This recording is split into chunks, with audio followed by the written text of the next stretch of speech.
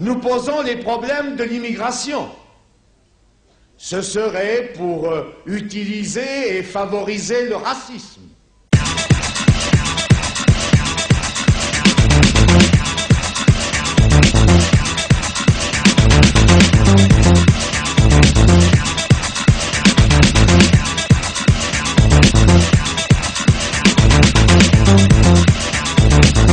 Francis Bouygues est entrepreneur de travaux publics et il emploie dans son entreprise environ 80% de main-d'œuvre étrangère sur les chantiers. C'est une excellente main-d'œuvre parce qu'elle est jeune, elle est très solide physiquement, elle est extrêmement courageuse, mais elle ne parle pas le français pour sa grande majorité et elle n'est pas suffisamment qualifiée. Alors si nous voulons pouvoir avoir une action de qualification auprès de ces gens-là, il faut qu'on puisse les intégrer socialement. Alors si on veut pouvoir les intégrer socialement, ces hommes, pour qu'ils s'intègrent à la vie économique et sociale, il faut qu'ils puissent fonder une famille, il faut qu'ils aient la possibilité de se marier et d'avoir des enfants.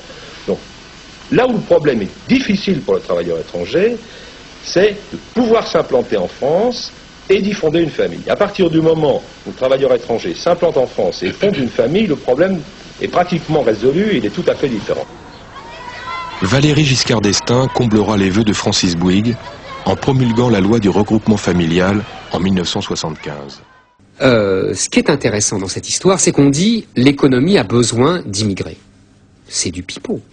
Les patrons ont besoin d'immigrés pour payer moins cher leurs employés dans la restauration et dans le bâtiment et pour faire peser une pression sur les salaires des locaux français ou étrangers réguliers. Il y a aujourd'hui 500 000 emplois. D'ailleurs, le patronat organise une concurrence, quoi.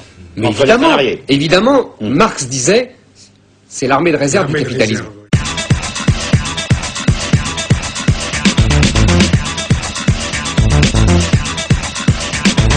Oui, parce que quand même, quand vous voyez un ouvrier comme moi, par exemple, qui va faire, disons, 5,80 de l'heure, embaucher un arabe à 5,20, il accepte pour quelle raison? Et il vous fait du tort. Exactement.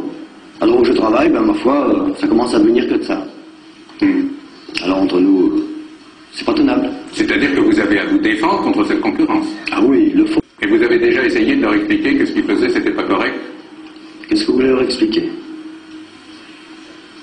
À quoi ça sert? À rien. Ils sont soutenus par les chefs. La plupart du temps, moi je connais des patrons ici qui sont soutenus par les patrons.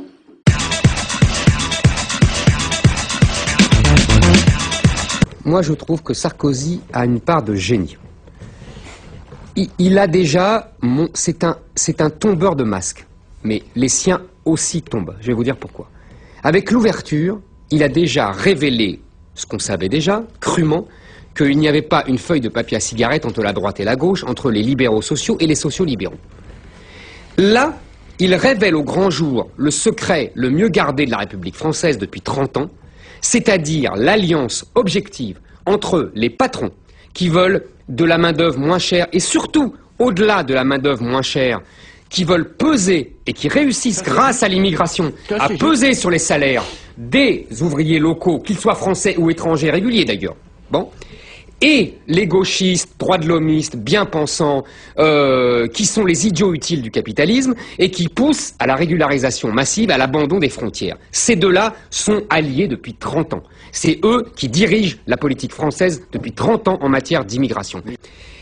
Et qu'est-ce qui se passe? En même temps, il fait une loi pour dire je suis contre l'immigration zéro, et il permet la régularisation. Donc il donne des gages au patron. Et qu'est-ce qui se passe? Évidemment, tout le monde s'engouffre là-dedans, et il se retrouve complètement dos au mur, avec Hortefeux qui est là à dire non, pas de régulation massive, pas de régulation massive, mais il est obligé de lâcher des lestes, parce que, quand Sarkozy dit c'est la loi, mais dans sa loi, il a donné des verges pour se faire battre. Et à l'arrivée, on aura une régularisation qui dit être au cas par cas, mais qui touche entre 200 et 500 000 personnes. Et que cette régularisation aboutit à faire, il faut bien en être conscient, à faire baisser les salaires, que par ailleurs on prétend vouloir faire augmenter. Mais de toute façon, c'est ça, c'est la folie. C'est ça, mais l'autre contradiction de Sarkozy, c'est qu'il va en Angleterre, et il nous donne le modèle économique anglais en modèle. Très bien. Mais qu'est-ce que c'est le modèle économique anglais, si ce n'est justement faire venir des centaines de milliers d'immigrés pour faire baisser les salaires, pour exploser la classe ouvrière anglaise et pour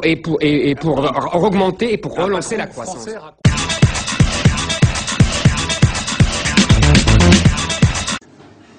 la vraie identité du Parti socialiste et des socialistes européens, parce que pour faire l'Europe, il faut quand même le faire avec d'autres, c'est d'organiser un continent capable d'assurer l'échange, parce qu'on n'est pas là simplement pour empêcher les plus pauvres que nous de faire venir leurs produits, parce que si c'est ça le protectionnisme, pas pour nous.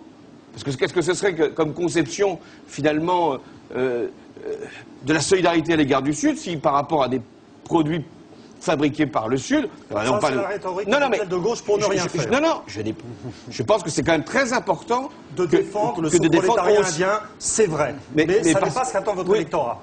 Ah ben, je suis désolé, mais je crois qu'on a aussi une mission internationaliste. On n'est pas là simplement pour être des protecteurs de nos propres citoyens.